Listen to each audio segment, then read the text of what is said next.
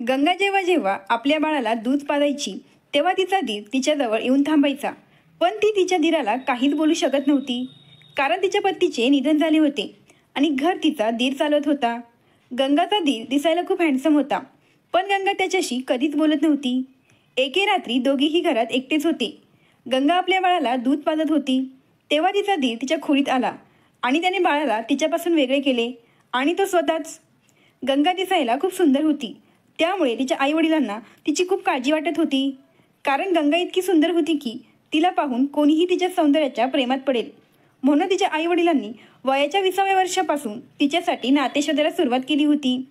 पण गंगाला तिच्या आईवडिलांनी पाहिलेल्या मुलासोबत लग्न करायचे नव्हते, कारण तिचे वरुण नावाच्या मुलावर खूप प्रेम होते. तिला वरुणसोबत प्रेमविवाह करायचा होता. वरुण दिसायला फारसा सुंदर नव्हता, म्हणून गंगाचे आईवडील तिच्यासाठी एक चांगला मुलगा शोधत होते. तिच्या वडिलांचा स्वभाव खूप कडक होता. त्यांनी गंगाला आधीच सांगितले होते की जर तू वरुणशी लग्न केले तर या घराचे दरवाजे तुझ्यासाठी कायमचे बंद होतील. तर वरुणच्या घरातील लोकांचा या लग्नावर काही आक्षेप नव्हता आणि वरुणच्या आईचे म्हणणे असे होते की प्रेम करणे काही गुन्हा नाही. त्याच्या घरात त्याचा लहान भाऊ आणि त्याची आई असे ते तिघेच राहत होते. गंगाला वाटत होते की तिचं लग्न वरुणसोबत शांततेत आणि दोन्ही कुटुंबाच्या संमतीने व्हावे, पण असे झाले नाही. काही कारणास्तव तिला तिच्या कुटुंबाच्या विरोधात जाऊन लग्न करावे लागले आणि ती लग्न करून वरुणच्या घरी आली. तेव्हा तिच्या सासूने तिला धीर दिला की तू अजिबात काळजी करू नकोस, हळूहळू सर्व काही ठीक होईल. पण गंगाच्या सासूबाईंना हेही चांगलं माहीत होतं की गंगाच्या वडिलांचा राग कधीच संपणार नाही, कारण गंगाला एक लहान बहीण होती आणि गंगाच्या वडिलांची इच्छा होती की गंगाचे लवकरात लवकर चांगल्या मुलासोबत लग्न करावे आणि त्यानंतर तिच्या लहान बहिणीचे लग्न करावे. पण गंगाने प्रेमविवाह केल्यामुळे आता तिच्या धाकट्या बहिणीच्या लग्नात अडचणी येऊ शकतात. गंगाला वाटले होते की ती वरुणशी लग्न करून त्याच्यासोबत सुखी संसार करेल, पण तिला कुठे माहीत होते की तिच्या नशिबाला काही वेगळंच मंजूर आहे. गंगा आणि वरुणच्या लग्नाने गंगाची सासू खूप आनंदी होती, त्यामुळे त्यांनी त्यांचे संपूर्ण घर फुलांनी आणि लाईटीच्या माळांनी सजवले होते. त्या घरात गंगाचे खूप छान स्वागत करण्यात आले, पण तरीही तिला आतून खूप अस्वस्थ वाटत होते. लग्नाआधी प्रत्येक मुलीच्या मनात ही भीती असते की सासरच्या लोकांचा स्वभाव कसा असेल आणि कसा नाही, आणि गंगाने तर तिच्या कुटुंबाच्या विरोधात जाऊन हे लग्न केले होते. लग्नाच्या अगोदर गंगाची तिच्या सासूसोबत एकदा भेट झाली होती, पण नंतर गंगाने तिच्या मनाला धीर दिला की जे होईल ते चांगल्यासाठीच होईल. वरुण मध्यमवर्गीय कुटुंबातला असला तरी गंगा जेव्हा सासरच्या घरी गेली तेव्हा तिची सासू आणि दिराने तिचे अतिशय प्रेमाने स्वागत केले. आता गंगाचे वरुणसोबत लग्नाचे स्वप्न पूर्ण झाले होते आणि आज तिच्या लग्नाची पहिली रात्र होती. गंगाच्या मनात प्रत्येक मुलीप्रमाणे अनेक इच्छा होत्या आणि आज तिच्या त्या सर्व इच्छा पूर्ण होणार होत्या. जेव्हा गंगा तिच्या खोलीत प्रवेश करणार होती तेव्हा तिच्या सासूने तिच्या हातात दुधाचा ग्लास दिला आणि सांगितले की ही एक प्रथा आहे. वरुण खोलीत आल्यावर तुम्ही दोघांनी हे दूध एकत्र प्या. गंगाला तिच्या सासूचे म्हणणे कळले होते, म्हणून तिने हे लाजून होकार दिला. मग ती तिच्या खोलीत गेली आणि खोलीत गेल्यावर तिने पाहिले की संपूर्ण खोली फुलांनी सजलेली होती. तिने हातातील दुधाचा ग्लास टेबलवर ठेवला आणि मग ती बेडवर जाऊन बसली. जरी गंगाचा वरुणसोबत प्रेमविवाह झाला असला तरी तिला आतून थोडीशी भीती वाटत होती. लग्नाच्या अगोदर तर गंगा वरुणसोबत खूप बोलायची, पण आज तिला समजत नव्हते की काय बोलावे आणि पुढे काय होईल, कसे होईल. मग ती गप्प बसून तिचा पती वरुण रूममध्ये येण्याची वाट पाहू लागली. काही वेळाने वरुण त्यांच्या खोलीत आला तेव्हा त्याला पाहताच गंगाच्या हृदयाचे ठोके वाढू लागले आणि कपाळावर घाम येऊ लागला. वरुण हळूच जाऊन गंगाच्या जवळ बसला आणि म्हणाला, काय झाले गंगा, आज तू खूप घाबरले दिसत आहेस. साहजिकच, प्रेमविवाह असल्यामुळे घरातल्यांचा विचार डोक्यात असणारच, हे वरुणनी ओळखले होते. तो गंगाचा हात धरून म्हणाला, मी तुला वचन देतो की मी आयुष्यभर तुझ्यासोबतच राहीन, तुला नेहमी आनंदी ठेवण्याचा प्रयत्न करीन आणि तुझ्या डोळ्यातून कधीच एकही थेंब अश्रूचा येऊ देणार नाही. वरुण जेव्हा गंगाशी बोलत होता तेव्हा ती खूप प्रेमाने वरुणकडे पाहत होती. वरुणच्या डोळ्यात तिला स्वतःबद्दलचे अपार प्रेम दिसत होते आणि आता तिच्या मनातील भीती निघून गेली होती. वरुणने तिला खूप प्रेमाने मिठी मारली आणि लाईट बंद केली. त्यानंतर त्यांनी एकमेकांवर अपार प्रेम केले, ज्याचे वर्णन शब्दात करता येणार नाही. सकाळी खोलीच्या दरवाज्यावर थाप पडतात त्या आवाजाने गंगाला जाग आली. गंगाने दार उघडले तर खोलीबाहेर तिची सासू उभी होती. तिच्या सासूने सांगितले की आज तुझा चेहरा दाखवण्याचा विधी आहे, लवकर तयार होऊन खाली ये आणि हो गंगा बेटा, वरुणलाही उठव. सासू निघून गेल्यावर गंगाने दरवाजा बंद केला आणि ती वरुणला उठवू लागली. कदाचित आज वरुणच्या झोपेतून उठायला अजिबात मन करत नव्हते. तो गंगाला म्हणाला, प्लीज गंगा, अजून थोडा वेळ तरी झोपू दे आणि ये तू पण झोप. असे म्हणत त्यांनी पुन्हा एकदा गंगाला आपल्या मिठीत घेतले. तेव्हा गंगा म्हणाली, नाही नाही, आई नुकत्याच आल्या होत्या आणि त्या म्हणत होत्या की चेहरा दाखवण्याचा विधी सुरू करायचा आहे आणि आपल्या दोघांना लवकर तयार होऊन खाली बोलावले आहे. तिने एकदमात सर्व काही सांगितले. पण वरुणला गंगाची काहीच ऐकू आली नाही, कारण आज वरुण जरा जास्तच रोमॅन्टिक मूडमध्ये होता आणि त्याने तिला पुन्हा बेडवर ओढले. त्यानंतर गंगा आंघोळ करायला गेली आणि आंघोळ करून आल्यावर तिने एक छानशी साडी नेसली. काही वेळाने वरुणही आंघोळ करून तयार झाला आणि मग ते दोघेही हॉलमध्ये आले. तेव्हा त्यांनी पाहिले की तिथे सर्व पाहुणे त्यांचीच वाट बघत होते. अगोदर त्या दोघांनी एकत्र नाश्ता केला आणि नंतर लगेच चेहरा दाखवण्याचा विधी सुरू झाला. गंगाला पाहणारी प्रत्येक स्त्री तिच्या सौंदर्याची खूप प्रशंसा करत होती. चेहरा दाखवण्याचा विधी सुरू झाला तेव्हा गंगाच्या लक्षात आले की तिचा दीर तिच्याकडे खूप विचित्र नजरेने पाहत आहे. पण गंगाने याकडे दुर्लक्ष केले की कदाचित आपला काही गैरसमज झाला असावा, कारण आज तिने त्याला पहिल्यांदा पाहिले होते. गंगाचा आजचा दिवस तिच्यासाठी खूप व्यस्त होता आणि आज ती खूप आनंदी दिसत होती, कारण लग्नाच्या बाबतीत तिने जे स्वप्न पाहिले होते ते आज तिला पूर्ण होताना दिसत होते. गंगाच्या मनात नेहमी एक भीती असायची की तिच्या आनंदाला कोणाची नजर न लागो, परंतु गंगाने कधीही विचार केला नव्हता की तिची भीती खरी होईल आणि तिच्या आनंदाला कोणाची तरी नजर लागेल. वरुणला नेहमी ऑफिसच्या कामानिमित्त दुसऱ्या शहरात जावे लागायचे. सर्व काही सुरळीत चालले होते. लग्नाच्या 6 महिन्यानंतर वरुण ऑफिसच्या कामानिमित्त दुसऱ्या शहरात चालला होता. तेव्हा रस्त्यात त्याचा खूप मोठा अपघात झाला, ज्यात वरुणचा जागीच मृत्यू झाला. तो दिवस गंगाच्या आयुष्यातील भयानक दिवस होता.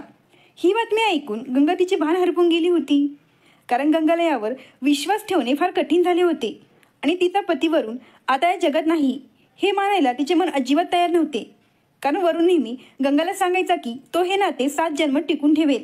मग तो गंगाला एवढे लवकर सोडून कसा जाऊ शकतो. पण संध्याकाळी जेव्हा वरुणचे पार्थिव घरी आणण्यात आले तेव्हा ते पाहून गंगाच्या हृदयाचे तुकडे झाले होते आणि गंगाची सासू सुद्धा तिच्या मुलासाठी खूप रडत होती. आपल्या मुलीवर दुःखाचा डोंगर कोसळलेला ऐकून गंगाचे आई वडीलही भूतकाळातील सर्व गोष्टी विसरून वरुणच्या अंत्यविधीला आले होते. गंगा तिच्या आई वडिलांना रडत रडत म्हणत होती की तुमच्या आशीर्वादाशिवाय माझे लग्न यशस्वी होऊ शकले नाही. मग तिचे आई वडील म्हणाले, नाही गंगा बेटी, आई वडील आपल्या मुलांवर कितीही नाराज असले तरी ते आपल्या मुलांना कधीही शाप देत नाहीत. पण हेही खरे आहे की आजपर्यंत नशिबात लिहिलेले कोणीही बदलू शकले नाही. सर्वांच्या उपस्थितीत वरुणवर जवळच असलेल्या स्मशानभूमीत अंत्यसंस्कार करण्यात आले. 2 दिवसानंतर गंगाच्या आई वडिलांनी आपल्या घरी जाण्याचा विचार केला आणि त्यांनी गंगाला मिठी मारली. त्यानंतर ते तिला आशीर्वाद देत आपल्या घरी निघून गेले. मग पुढे 2 आठवडे निघून गेले आणि गंगाचे आई वडील पुन्हा एकदा गंगाला भेटायला आले. तेव्हा गंगा तिच्या खोलीतून बाहेर असताना अचानक तिला चक्कर आली आणि ती बेशुद्ध होऊन खाली पडली. जेव्हा गंगा शुद्धीवर आली तेव्हा ती हॉस्पिटलमध्ये होती. गंगा शुद्धीवर येतात डॉक्टर तिच्याकडे बघून तिला म्हणू लागले की आजपासून तुला तुझ्या तब्येतीची काळजी घ्यावी लागेल, कारण आता तू आई होणार आहेस. ही बातमी ऐकून गंगाला समजत नव्हते की तिने आनंदी व्हावे की दुःखी व्हावे, कारण ही बातमी ऐकून ती पहिल्यांदा आनंदी झाली. पण नंतर तिला या विचाराने वाईट वाटले की तिच्या होणाऱ्या मुलाला त्याच्या वडिलांचा आधार नाही. याच विचाराने गंगाचे आई वडीलही उदास दिसत होते. पण तिची सासू ही बातमी ऐकून आनंदी दिसत होती. गंगाची सासू तिच्या जवळ आली आणि तिला सांगू लागली की हे मूल माझ्या मुलाची शेवटची निशाणी आहे. आता तू तुझी आणि आपल्या होणाऱ्या बाळाची चांगली काळजी घ्यायची. मग गंगाला हॉस्पिटलमधून घरी आणले. तेव्हा तिच्या सासूने तिची नजर काढली आणि पुन्हा एकदा तिचे स्वागत केले. इतक्या दिवसांनी सासूच्या चेहऱ्यावर हास्य पाहून गंगा आतून खूप आनंदी झाली. पण जेव्हा गंगाचे आई वडील तिला घरी घेऊन जाण्यासाठी आले होते तेव्हा हा क्षण दुःखात बदलला. गंगाचे आई वडील तिला म्हणू लागले की तू अजून खूप लहान आहेस आणि तुझ्यापुढे डोंगरासारखे आयुष्य उभे आहे, जे तू एकटीने घालवणे खूप कठीण आहे. तू या बाळाचा गर्भपात कर. आम्ही तुझे पुन्हा एकदा चांगल्या घरात लग्न करून देऊ. ते ऐकून गंगाच्या सासूचा चेहरा पडला आणि ती म्हणाली की हे बाळ तिच्या मुलाची शेवटची निशाणी आहे. गंगा बेटी, तू गर्भपात करू नकोस. आपल्या सासूचे त्यांच्या मुलावरील प्रेम पाहून गंगाच्याही मनात आपल्या मुलाबद्दलचे प्रेम जागृत झाले आणि तिने आपल्या आईवडिलांना सांगितले की भलेही वरून नसलं तरी मी हे घर कधीही सोडणार नाही. मी माझे बाकीचे आयुष्य माझ्या मुलाच्या आधाराने घालवेल. गंगाचे वडील तिच्यावर चिडले आणि म्हणाले की तुझे वय खूप कमी आहे आणि एकट्या बाईने एवढ्या लहान मुलाला वाढवणे खूप अवघड आहे. पुढे जाऊन या मुलाचे शिक्षण आणि खर्च हे सर्व तू एकटी कसे सांभाळणार. हे ऐकून गंगाची सासू म्हणाली, व्याहीजी, त्याची तुम्ही अजिबात काळजी करू नका. हे बाळ या जगात आले तर मी माझ्या धाकट्या मुलाचे लग्न गंगासोबत करून देईन. ते ऐकून गंगा मोठ्या आश्चर्याने तिच्या सासूकडे पाहू लागली. तिने कधी विचारही केला नव्हता की तिचे आयुष्य तिला या टप्प्यावर घेऊन येईल. आता तिच्याकडे याशिवाय दुसरा मार्गही नव्हता. पण हे ऐकून गंगाचे आई वडील समाधानी झाले आणि म्हणाले, ठीक आहे, जर गंगाचे लग्न तुमच्या धाकट्या मुलासोबत होत असेल तर यात आम्हाला काही अडचण नाही. असे म्हणत गंगाच्या आई वडिलांनी गंगाला आशीर्वाद दिले आणि ते त्यांच्या घरी निघून गेले. गंगासुद्धा शांतपणे आपल्या खोलीत गेली आणि आपल्या पतीची आठवण काढू लागली की आज तो जिवंत असता तर आपल्या मुलाची बातमी ऐकून त्याला किती आनंद झाला असता. पण त्याच्या नशिबात असे काही लिहिले असेल याचा तिने कधी विचारही केला नव्हता.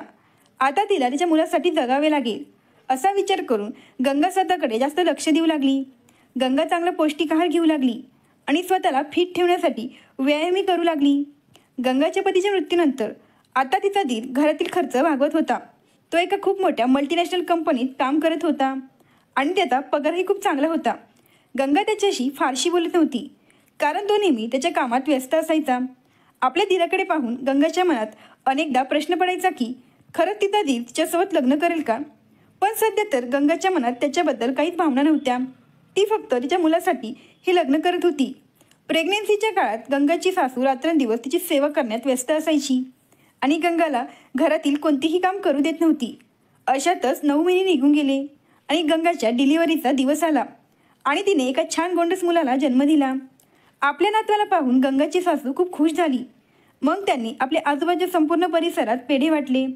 जेव्हा 8 दिवसानंतर गंगाला हॉस्पिटलमधून घरी आणण्यात आले तेव्हा तिच्या सासूने तिचे स्वागत करण्यात कशाचीच कमी सोडली नाही.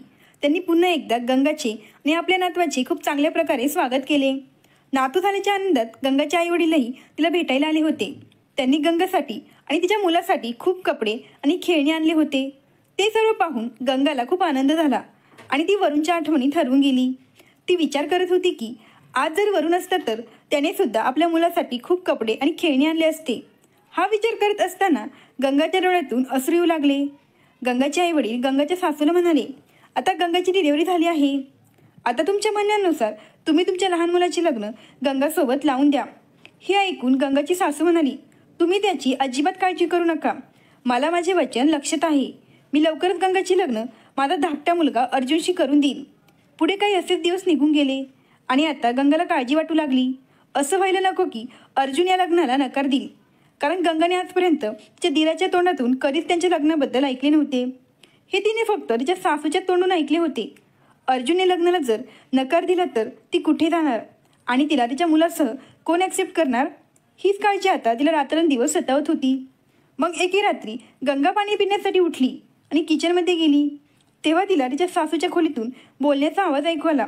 मग गंगा तिच्या सासूच्या खोलीजवळ गेली आणि दरवाजाला कान लावून ऐकू लागली. तिची सासू अर्जुनसोबत त्यांच्या लग्नाबद्दल बोलत होती. पण अर्जुन लग्नाला नकार देत होता. तो त्याच्या आईला म्हणत होता की गंगा त्याची वहिनी आहे, मग तो तिच्यासोबत लग्न कसे करू शकतो. यावर तिची सासू अर्जुनला म्हणू लागली, जर तू तिच्यासोबत लग्न केले नाही तर ती आपल्या वरुणच्या मुलाला घेऊन जाईल आणि मी तिच्या आई वडिलांना वचन दिले आहे की तुमच्या दोघांचे लग्न लावून देईल. तिची सासू अर्जुनला विनंती करू लागली की या लग्नाला होकार दे. जर तू गंगासोबत लग्न केले तर तुझ्या भावाच्या मुलाला वडिलांचा आधार मिळेल. तुला वाटत नाही का तुझ्या भावाच्या मुलाला चांगले आयुष्य मिळावे आणि तुझ्या भावाच्या आत्म्याला शांती मिळावी. गंगाची सासू अर्जुनला समजावून सांगत होती, पण अर्जुनच्या तोंडातून एक शब्दही निघाला नाही. तो शांत असल्याचे पाहून गंगा तिच्या रूममध्ये निघून गेली. आज पुन्हा एकदा गंगावरूनची आठवण काढत रडत होती. तिला या गोष्टींचे खूप दुःख वाटत होते की तिच्या आयुष्यात फक्त समस्याच लिहिल्या आहेत. गंगाने आपल्या आयुष्याबद्दल कित्येक स्वप्न पाहिले होते, पण ते स्वप्न पूर्ण होण्याआधीच राग झाले होते. आता ती तिच्या मुलाला घेऊन कुठे जाणार आणि तिचा आणि तिच्या मुलाचा स्वीकार कोण करणार, हा विचार करत रडत रडत ती झोपी गेली. सकाळी उशिरा तिला जाग आली तेव्हा तिने पाहिले की सर्व घराला फुलांनी सजवले जात होते आणि घराबाहेर मांडव टाकण्याचे काम चालू होते. गंगाने तिच्या सासूला याबद्दल विचारले तेव्हा तिची सासू म्हणू लागली, आज तुझे आणि अर्जुनचे लग्न आहे. हे ऐकून गंगाला आश्चर्य वाटले आणि ती विचारात पडली, जे रात्री तिने ऐकले होते मग ते काय होते आणि अर्जुन लग्न करण्यास इतक्या लवकर तयार कसा झाला. पण ती याबद्दल तिच्या सासूला काही विचारू शकली नाही. गंगाच्या सासूने तिला लग्नात नेसण्यासाठी छानशी साडी दिली आणि म्हणाली, ही तुझ्या लग्नाची साडी आहे, लवकर तयार हो. लग्नाची साडी बघून गंगा पुन्हा वरुणच्या आठवणीत हरवून गेली की आज वरुण जिवंत असता तर ही साडी नेसावी लागली नसती. पण आता नशिबात लिहिलेले कोणीच बदलू शकत नाही. गंगा दुसऱ्यांदा ही साडी नेसत होती. साडी नेसल्यावर तिला आपल्या नशिबावर खूप राग येऊ लागला. काही वेळाने ती तयार होऊन खोलीतून बाहेर पडली. तिच्या सासूने तिला बाहेर मंडपात बसवले. तेव्हा तिची नजर अर्जुनवर पडली. मंडपात बसले अर्जुनच्या चेहऱ्यावर अजिबात हसू दिसत नव्हते आणि तो मान खाली करून शांत बसला होता. त्याच्याकडे बघून असे वाटत होते की तू हे लग्न मजबुरीने करतोय. मग तिच्या लक्षात आले की मी पण हे लग्न मजबुरीनेच करत आहे. गंगा आणि अर्जुनचे लग्न अगदी साधेपणाने झाले. या लग्नात तिचे आई वडीलही उपस्थित होते आणि त्यानंतर दोघांनीही मोठ्यांचे चरणस्पर्श करून त्यांचे आशीर्वाद घेतले. जेव्हा तिच्या सासूने गंगाला अर्जुनच्या खोलीत पाठवले तेव्हा ती खूप घाबरली होती, कारण तिला माहीत नव्हते की आज अर्जुन तिच्याशी कसा वागेल. आजची रात्र तिच्या आयुष्यातील सर्वात विचित्र रात्र असू शकते. हा विचार करत असताना तिला खूप चिंता वाटत होती. गंगा शांतपणे बेडवर जाऊन बसली आणि वाट पाहत रात्रीचे 2 वाजले, पण अर्जुन अजून खोलीत आला नव्हता. आणि मग अर्ध्या तासानंतर अर्जुन जेव्हा खोलीत आला तेव्हा गंगाला जागे पाहूनही तो गंगाशी काहीच बोलला नाही. म्हणून गंगाही त्याच्यासोबत काहीच बोलली नाही, कारण आज त्या दोघांमधले नाते बदलले होते आणि आज त्या दोघांचे नवरा बायकोचे नाते होते. पण तरीही त्यांच्यात नवरा बायकोची भावना नव्हती. अर्जुन शांतपणे बेडवर उशी घेऊन बाल्कनीत जाऊन झोपला. अर्जुनच्या अशा वागण्याने गंगा खूप गोंधळून गेली होती. तरीही ती अर्जुनला काहीच बोलू शकली नाही आणि तिने शांतपणे झोपून घेतले. सकाळी जेव्हा गंगा झोपेतून जागी झाली तेव्हा अर्जुन तिच्या अगोदर खोलीतून बाहेर गेला होता. त्याला हे नातं स्वीकारणं खूप कठीण जाईल हे गंगाला माहीत होतं, पण त्यासोबतच तिला हे देखील माहीत होते की असं न बोलून यावर काही तोडगा निघणार नाही.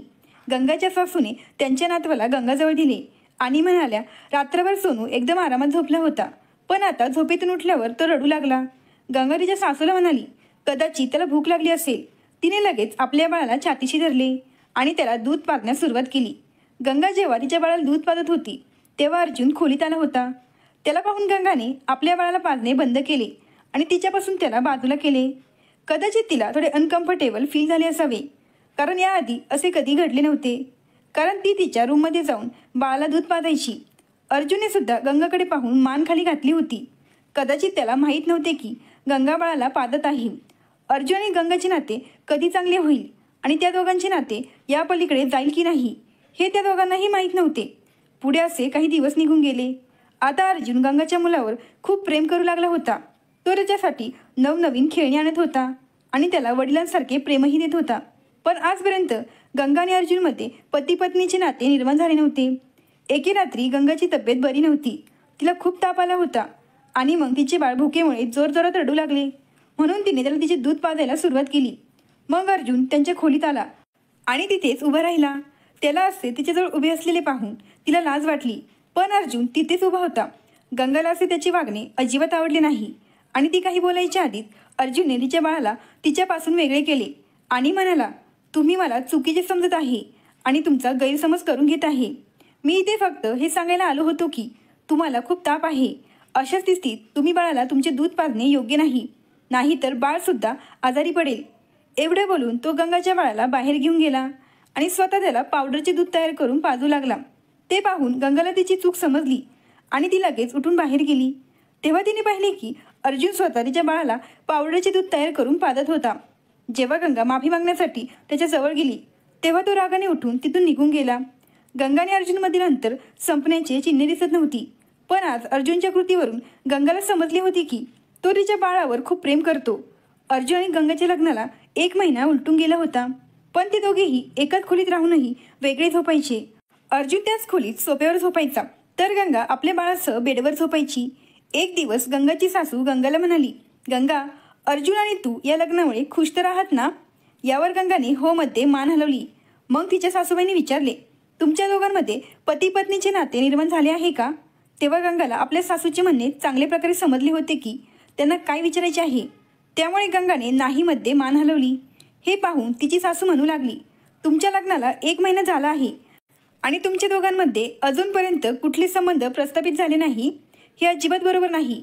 मला तर वाटलं होतं लग्नानंतर अर्जुन आपोआपच तुझ्या जवळ येईल, पण आता मला वाटतंय की हा विचार करणं माझी चूक होती. पण आता तुमचे लग्न झाले आहे, त्यामुळे माझे म्हणणे आहे की जमलेच तर तू याबद्दल अर्जुनशी बोलावे आणि या नात्याला सुरुवात करावी. कदाचित तो तुझ्या भावना समजून घेईल, कारण तुम्ही दोघे आता पती पत्नी आहात. त्यामुळे तुम्हाला कधी ना कधी या नात्याला पुढे घेऊन जावेच लागेल. हे ऐकून गंगालाही वाटलं की तिची सासू जे बोलत आहे ते अगदी बरोबर आहे. म्हणूनच आज रात्री गंगा त्यांच्या खोलीत अर्जुनची आतुरतेने वाट पाहत बसली होती. जेव्हा अर्जुन खोलीत आला आणि त्यांनी पाहिले की गंगा आपली वाट पाहत आहे, तेव्हा त्याला आश्चर्य वाटले. गंगा अर्जुनला म्हणाली, मला तुझ्याशी काहीतरी महत्त्वाचे बोलायचे आहे. हे ऐकून तो म्हणाला, बोला, मी तुमचे ऐकत आहे. मग गंगा म्हणाली, असं किती दिवस चालणार आणि आपण किती दिवस एकमेकांपासून दूर पळत राहणार? आपल्या लग्नाला 1 महिना झाला आहे, पण आजपर्यंत आपल्यात नवरा बायकोचे कुठलेच नाते प्रस्थापित झाले नाही. हे ऐकून तो खूप चिडला आणि म्हणाला, मी हे लग्न आईच्या सांगण्यावरून केले आहे, कारण तुम्ही बाळाला माझ्या आईपासून दूर नेऊ नये.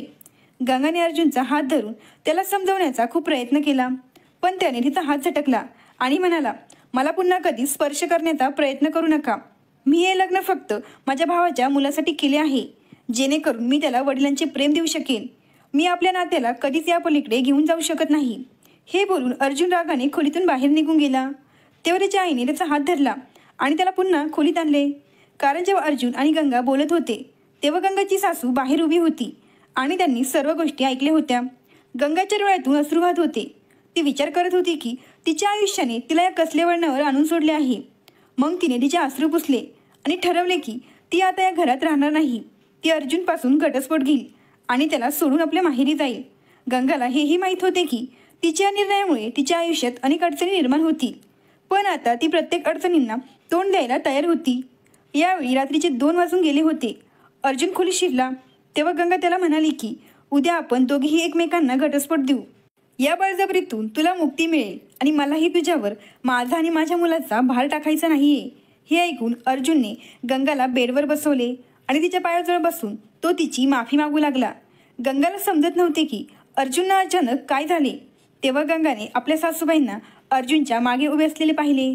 गंगाच्या सासूनेही हात जोडून गंगाची माफी मागितली आणि म्हणाली, गंगा बेटा, अर्जुनला एक शेवटची संधी दे.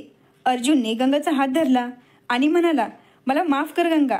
आजवर मी तुझ्याशी केलेल्या वाईट वागणुकीबद्दल तुलाही माहीत आहे की तू माझ्या मोठ्या भावाची पत्नी आणि माझी वहिनी होतीस. म्हणूनच मी तुला पत्नी म्हणून स्वीकारण्यास माझ्या मनाला पटवून देऊ शकलो नाही. इथून पुढे मी या नात्याला पुढे नेण्यास माझ्याकडून पूर्ण प्रयत्न करेल. कदाचित त्यासाठी मला थोडं वेळ लागेल.